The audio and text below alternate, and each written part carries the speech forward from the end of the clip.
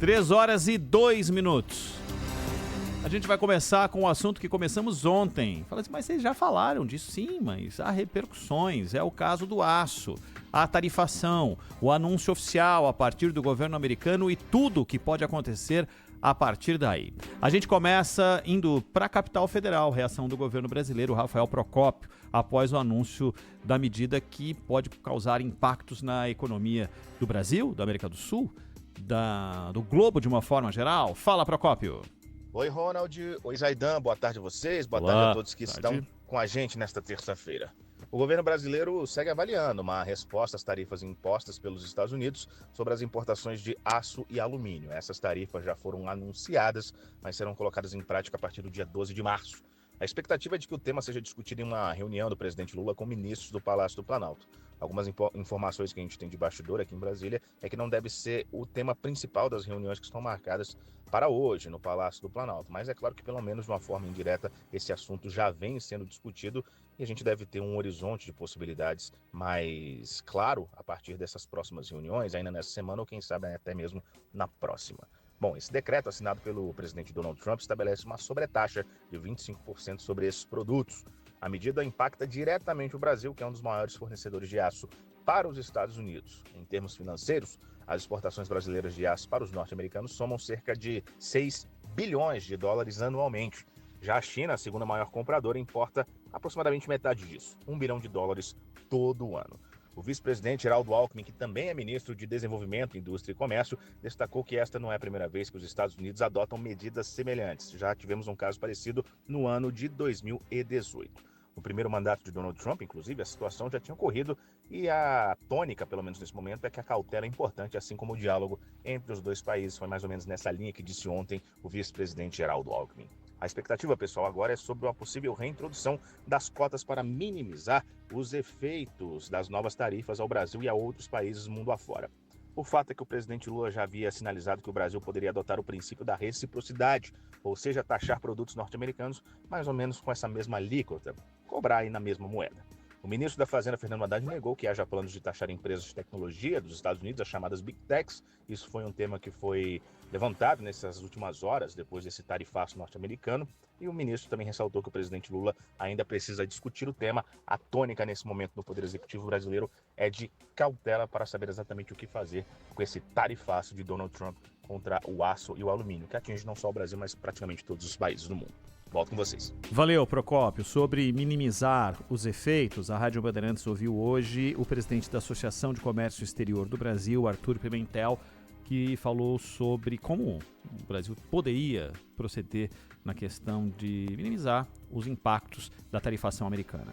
Eu acho que o nosso executivo deve alimentar e deve trocar informações com essas empresas para ver qual é um efeito minimizado. O Brasil agora tem que juntar forças, né? Temos que fazer essa revisão dos acordos. Acho que é imprescindível fazer isso, atualizar, né? E colocar isso em prática, né? Em visão. Eu acho que não existe ideologia política capaz de neutralizar, minimizar ou atrapalhar uma vontade comercial. Eu acho muito forte o poder do comércio, a vontade do comércio e principalmente essas negociações comerciais. Porque senão vai ficar no perde-perde e isso não é bom para ninguém.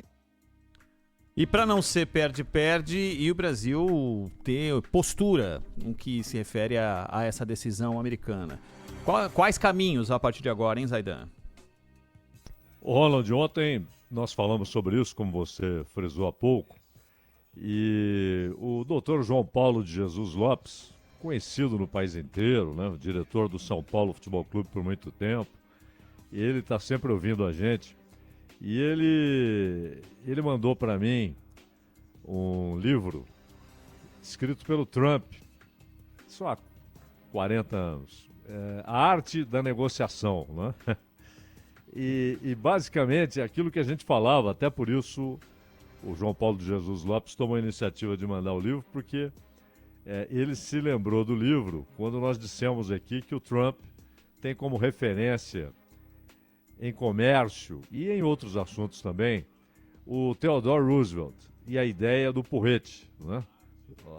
Você ameaça com o porrete, ou seja, com a força militar, política, econômica, diplomática dos Estados Unidos, uma força mundial, e provoca no outro o querer negociar e a disposição para ceder, para fazer aquilo que os Estados Unidos querem. E o Trump, ele admira muito esse ponto de partida do Roosevelt, o primeiro Roosevelt, né?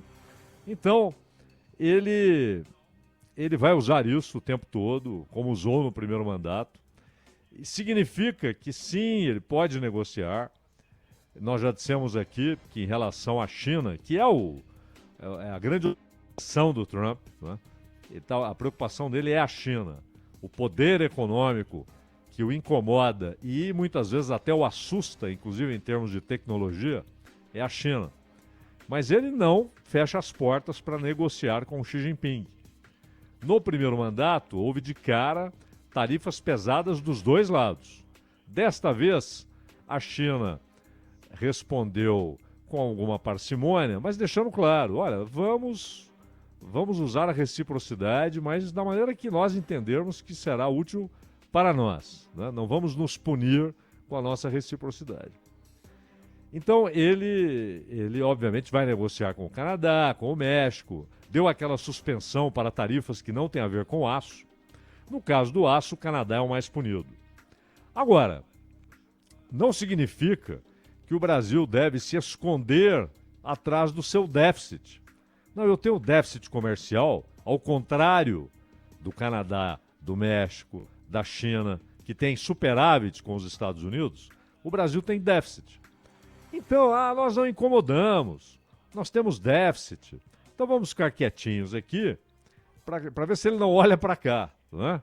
Isso é uma bobagem imensa, porque se o Brasil apenas abaixa a cabeça, o Trump vai se sentir completamente à vontade para tomar outras medidas. É bom lembrar também que o Trump tem interesse, Ronald, no processo eleitoral brasileiro. Ele tem interesses. Né? Não é um interesse vital, né, que faça com que ele convoque reuniões com o Departamento de Estado, Departamento de Defesa, Conselho de Segurança Nacional, Salão Oval. Não é isso. Mas ele tem preocupações e interesses no processo eleitoral brasileiro.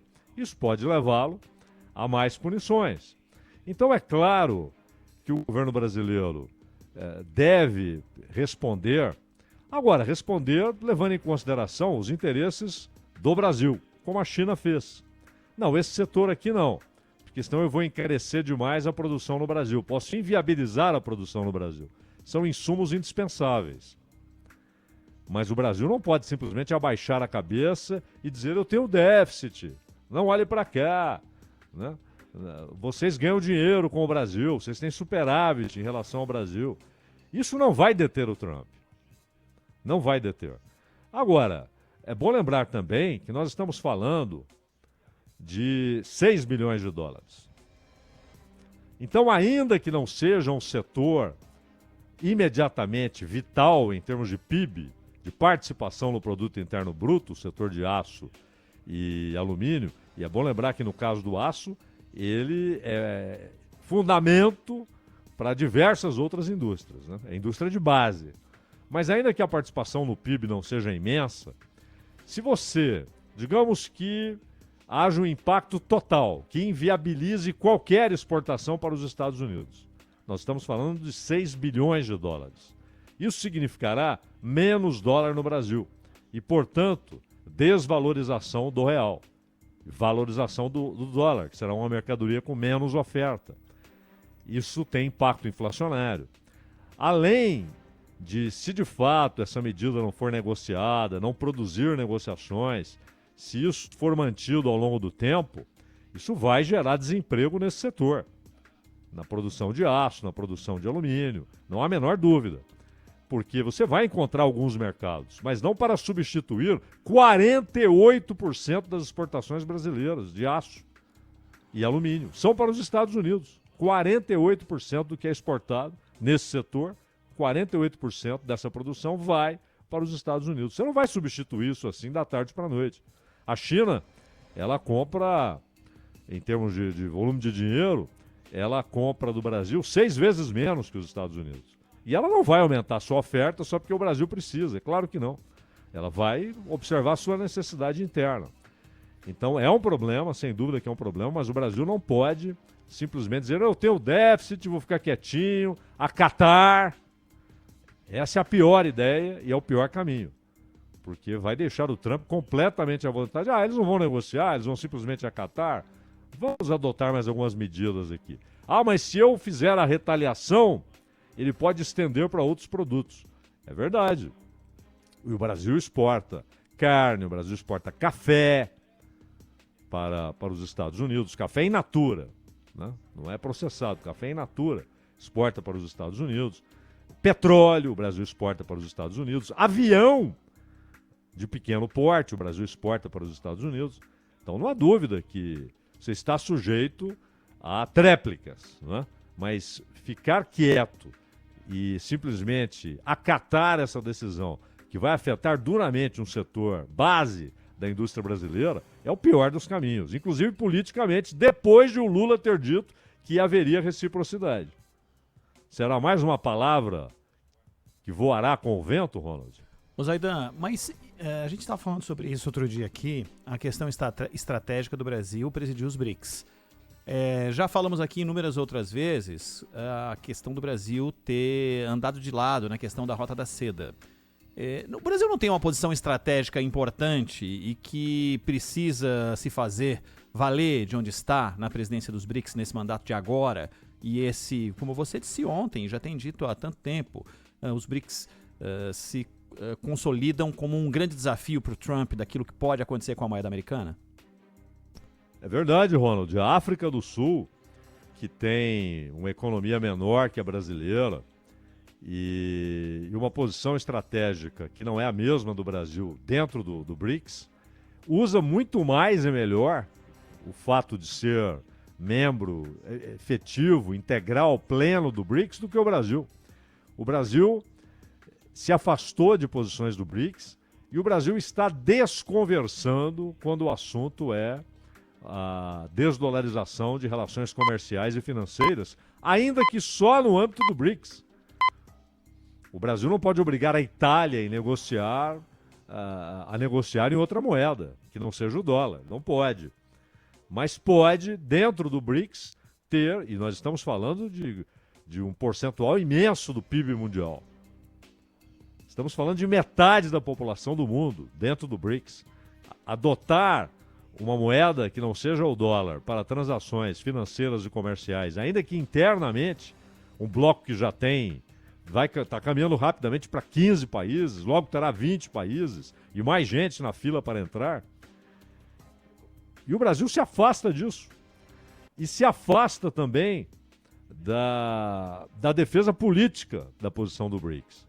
E no caso da Rota da Seda, ficou naquela de não, nós temos com a China uma sinergia. Ora, tenha paciência. Para dizer que não adotou a Rota da Seda, o que garantiria investimentos em infraestrutura, investimentos que o Brasil necessita desesperadamente, porque ele não tem dinheiro para isso. Aliás, não tem dinheiro para nada, né? Para nada. Eu estou vendo aqui o desespero, Ronald, o desespero de pessoas que precisam de tratamento para problemas renais crônicos, né? Pacientes renais, e que estão sofrendo, são mais de 700 clínicas de diálise que não recebem recursos desde dezembro. Aí o Ministério da Saúde diz que é um problema burocrático, mas que o dinheiro ia ser liberado para as secretarias estaduais e municipais. O sujeito que faz diálise, ele não tem tempo para a burocracia. A burocracia dele é o acesso no pulso tá fixo e recebendo aquilo que ele precisa, né, Zaidan? Claro, a diferença entre ficar vivo ou não. Então, e falta dinheiro? Falta. Porque a dívida pública está engolindo o orçamento brasileiro. E o processo da dívida faz com que haja uma privatização de riquezas públicas. A riqueza pública vai para ínfimos setores privados, poderosíssimos, riquíssimos, mas percentualmente setores ínfimos. Né? Mas o Brasil não tem dinheiro para infraestrutura. Ao não aderir, ele não é obrigado a aderir a nada, mas ao não aderir, ele pode dizer, não é o projeto que me interessa. Não é Temos outro, né? Temos outro. É. Agora, vem com esse papo de sinergia, que é sabe, enrolação, vamos ganhar tempo. E no caso da desdolarização, está fazendo a mesma coisa. Se diz, não, estou no BRICS, defendo a desdolarização, o Trump diz, preciso negociar com esses caras. Vou levantar o porrete, mas vou negociar. Agora, se você só fica quietinho, ele está à vontade para fazer o que ele quiser. E repito, o Trump tem interesse na eleição no Brasil em 26.